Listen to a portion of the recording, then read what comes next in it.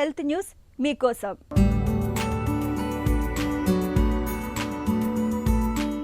యాభై ఏళ్లు దాటాక మనలో చాలా మందికి మతిమరుపు అనేది ఒక పెద్ద సమస్యగా మారిపోతుంది. కొందరిలో అది డిమెన్షియాగాను అల్జీమర్స్ గాను మారుతుంది.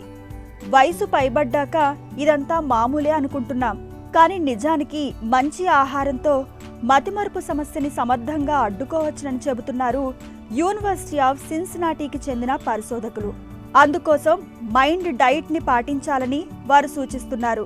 మెడిటరేనియన్ డాష్ అనే 2 రకాల ఆహార పద్ధతుల కలయికను మైండ్ డైట్ గా వ్యవహరిస్తారు. మెడిటరేనియన్ ఆహారం గురించి పెద్దగా పరిచయం అక్కర్లేదు. వేరుశెనగ, జీడిపప్పు, బాదాం, బ్రౌన్ రైస్, జొన్న, చికెన్, ఆలివ్ ఆయిల్, చేపలతో కూడిన నిండు పౌష్టికాహారం అది. ఇక dietary approaches to stop hyper tension గా పిలిచే డాష్ డైట్ ను ప్రధానంగా రక్తపోటుకు అడ్డుకట్ట వేసే ఆహారంగా చెప్పుకోవచ్చు. ఇందులో ఉప్పును తక్కువగా తీసుకోవడంతో పాటు ఆకుకూరలు, పచ్చి కాయగూరల వంటి వాటికి ప్రాధాన్యం ఉంటుంది. ఈ 2 రకాల ఆహారాలు కలగలిసిన మైండ్ డైట్ ని రోజు తీసుకునే వృద్ధుల్లో అల్జీమర్స్ వంటి సమస్యలు 8% తక్కువగా ఉన్నాయని చెబుతోంది సిన్సినాటీ శాస్త్రవేత్తల అధ్యయనం.